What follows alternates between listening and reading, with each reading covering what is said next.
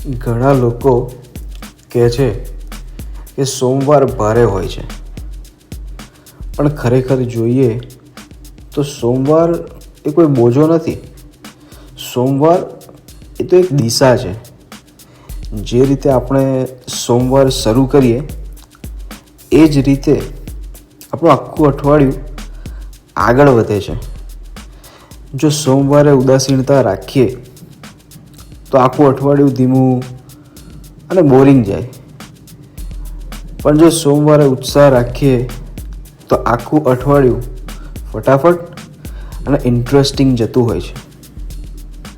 જો સોમવારે નિર્ણય લઈએ કે આ સપ્તાહમાં હું સુધરવા જઈ રહ્યો છું, આ સપ્તાહમાં હું એક પગલું આગળ વધીશ, હું બદલાઈશ, તો સફળતા આપણી સાથે ચાલવા લાગશે.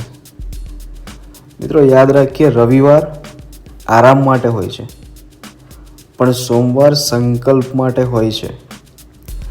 આજે પરફેક્ટ થવાનો પ્રયત્ન ના કરીએ, આજે માત્ર શરૂઆત કરીએ, કારણ કે સપ્તાહની દિશા સોમવાર નક્કી કરે છે.